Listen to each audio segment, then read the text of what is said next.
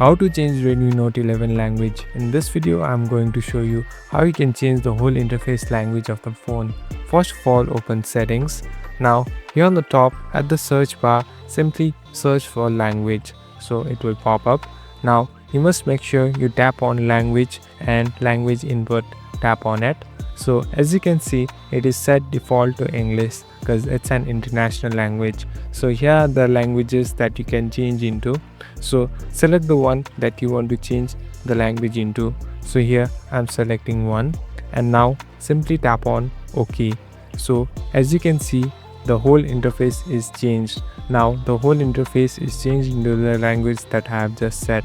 Now it will be easier for you to read and even communicate. Thank you for watching this video. I hope this video will help you.